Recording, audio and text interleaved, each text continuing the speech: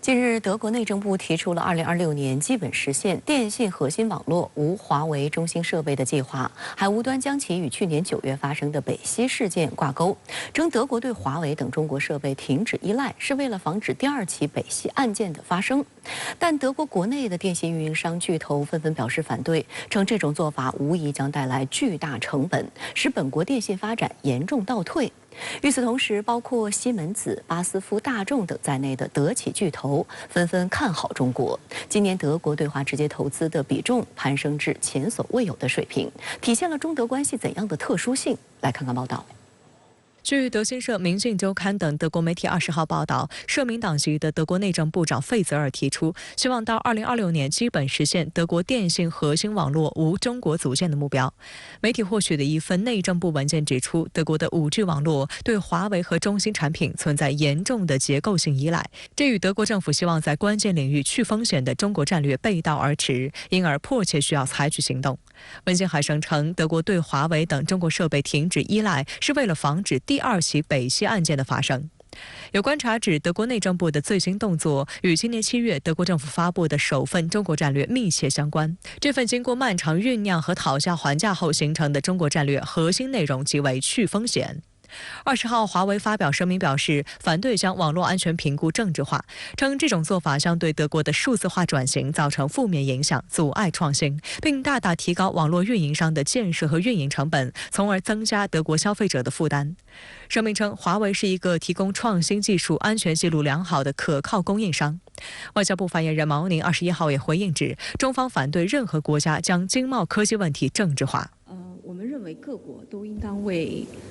各国的企业提供一个公平、非歧视、透明的营商环境。德媒报道称，立即移除所有中国厂商的部件将严重影响网络运营，实际上并不可行。因此，德国内政部计划分2步走。首先，自2026年1月起，禁止德国市场的3大移动运营商德国电信、沃达丰和西班牙电信德国分公司在其核心网络使用华为和中兴产品。第2步，德国内政部将与运营商签订一项公法条约，规定不在所谓的入口网络，包括移动通讯基站使用中国制部件。目标是到2026年10月，将全德网络中国部件的比例降至25%。不过，德国电信表示，至2026年秋季更换所有中国部件的时间表与现实脱节，因为短期内无法找到足够的替代供应商和工程技术产能。西班牙电信德国分公司同样持反对意见，并发布声明称，如果被迫更换5G 网络设备，该公司或将对德国联邦政府提出索赔要求。据悉，德国目前共有约8.2万个移动通讯站，其中约一半配备了华为技术。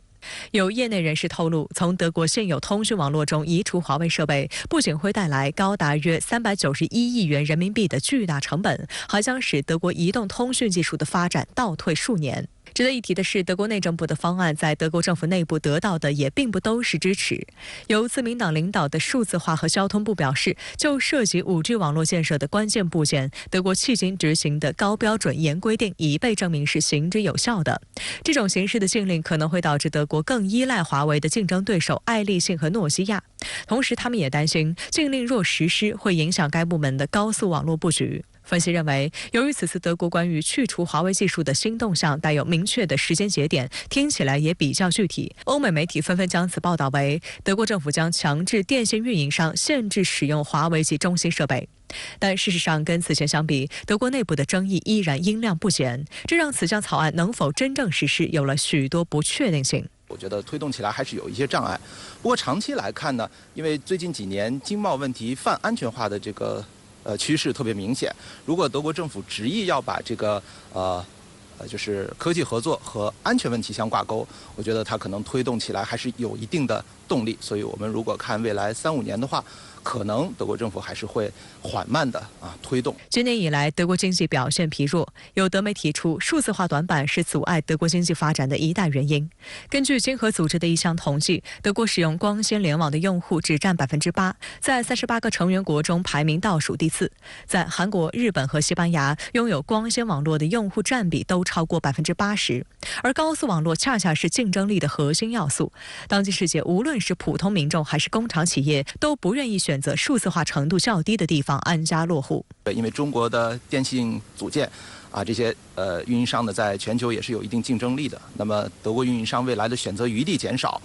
包括如果现在要替换一些设备的话，那么它这个数字化的进程显然是要受到冲击。而德国商界普遍力挺中德合作，明确表示不欢迎对华去风险，认为这将影响中德贸易关系，不符合在华德企利益。华尔街日报21号报道称，尽管德国政府和欧盟方面一直向德国企业巨头施压，危言耸听，要求他们减少对中国的所谓风险敞口，但像西门子、巴斯夫、大众、奔驰、宝马等诸多德企巨头顶住了不断增大的压力，争相继续增加在华投资，尽全力保护中国市场份额不受地缘政治因素影响。德国经济研究所的一项分析显示，今年上半年德企在华投资达103亿欧元，这与去年同期创纪录的120亿欧元相比，虽略有下滑，但仍是次高纪录。该研究所的专家马特斯表示，德国对外直接投资中对华投资的比重甚至攀升至16.4%，如此大的比重是前所未有的。美国咨询机构荣鼎集团提供的数据显示，2022年欧洲对华直接投资中，德国所占份额从前年的46%提升至52%，德国汽车行业则从50%提升至68%。分析师诺亚巴尔金对此表示，德国汽车制造商认为，无论是从哪个角度来看，中国市场都事关生死存亡。这也就不难理解，对于欧盟向中国电动汽车挥动贸易大棒，德国车企反应激烈。德媒焦点周刊17号援引德国汽车研究中心负责人等专家的话指出，欧盟此举只会适得其反。如果中国征收关税或采取类似措施予以回应，将对德国汽车业造成极其严重的伤害，因为德国车企向中国出口了许多高利润车辆。比较遗憾的呢，就是我们看到最近政界的一些疑虑情绪或者是阻挠的这样的做法呢，不断的